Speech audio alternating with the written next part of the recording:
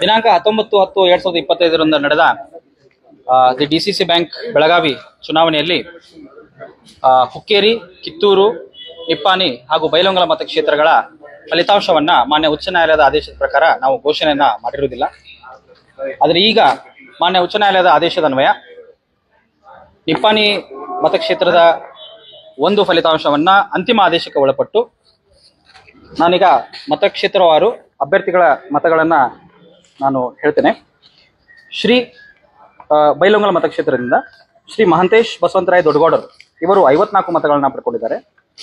ಶ್ರೀ ವಿಶ್ವನಾಥ್ ಈರನಗೌಡ ಪಾಟೀಲ್ ಇವರು 21 ಮತಗಳನ್ನ ಪಡ್ಕೊಂಡಿದ್ದಾರೆ.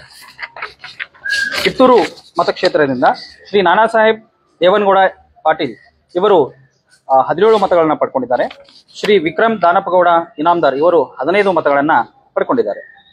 ನಿಪ್ಪಾಣಿ ಮತಕ್ಷೇತ್ರದಿಂದ ಶ್ರೀ ಅಣ್ಣಾ ಸಾಹೇಬ್ ಶಂಕರ್ ಜೊಲ್ಲೆ ಇವರು 71 ಮತಗಳನ್ನ ಪಡ್ಕೊಂಡಿದ್ದಾರೆ. ಶ್ರೀ ಉತ್ತಮ್ ರಾವ್ ಸಾಹೇಬ್ ಪಾಟೀಲ್ ಇವರು 48 ಮತಗಳನ್ನ ಪಡ್ಕೊಂಡಿದ್ದಾರೆ. ಹುಕ್ಕೇರಿ ಮತಕ್ಷೇತ್ರದಿಂದ ಶ್ರೀ ರಮೇಶ್ ವಿಶ್ವನಾಥ್ ಕತ್ತಿ ಸದರಿಯವರು 59 ಮತಗಳನ್ನ ಪಡ್ಕೊಂಡಿದ್ದಾರೆ.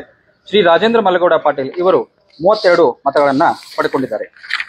ಹೀಗಾಗಿ ಸದರಿ ಮತಕ್ಷೇತ್ರಗಳ ಫಲಿತಾಂಶ ಈ ರೀತಿ ಇರುತ್ತದೆ. ಬೈಲಹೊಂಗಲ ಮತಕ್ಷೇತ್ರದಿಂದ ಶ್ರೀ ಮಹಂತೇಶ್ ಬಸವಂತರಾಯ ದೊಡ್ಡಗೌಡ ಇವರು ಆಯ್ಕೆಯಾಗಿರುತ್ತಾರೆ. ಕಿತ್ತೂರು ಮತಕ್ಷೇತ್ರದಿಂದ ಶ್ರೀ ನಾನಾ ಸಾಹೇಬ್ ದೇವನಗೌಡ ಪಾಟೀಲ್ ಸದರಿಯವರು ಆಯ್ಕೆಯಾಗಿರುತ್ತಾರೆ. ನಿಪ್ಪಾಣಿ ಮತಕ್ಷೇತ್ರದಿಂದ ಶ್ರೀ ಅಣ್ಣಾ ಸಾಹೇಬ್ ಶಂಕರ್ ಜೊಲ್ಲೆ ಸದರಿಯವರು ಆಯ್ಕೆಗೊಂಡಿರುತ್ತಾರೆ. ಹುಕ್ಕೇರಿ ಮತಕ್ಷೇತ್ರದಿಂದ ಶ್ರೀ ರಮೇಶ್ ವಿಶ್ವನಾಥ್ ಕತ್ತಿ ಸದರಿಯವರು ನಿರ್ದೇಶಕ ಸ್ಥಾನಕ್ಕೆ ಆಯ್ಕೆಗೊಂಡಿರುತ್ತಾರೆ.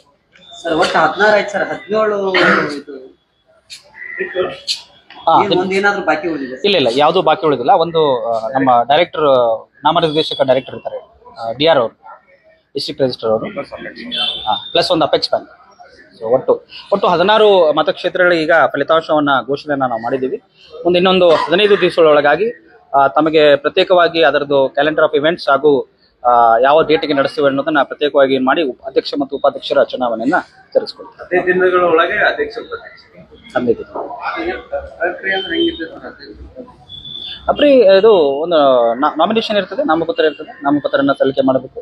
ಅದಕ್ಕೂ 2 ಅವರ್ ಅವಕಾಶ ಇರ್ತದೆ. ತದನಂತರ ವಿಡ್ರಾವಲ್ಗೆ ಅವಕಾಶ ಇರ್ತದೆ.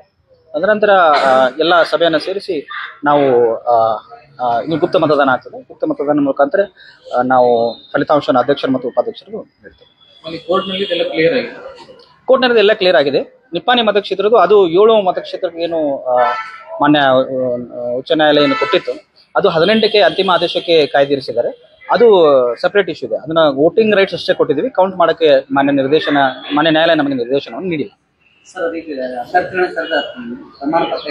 ಕೊಟ್ಟಿದ್ದೀವಿ. Okay, thank you.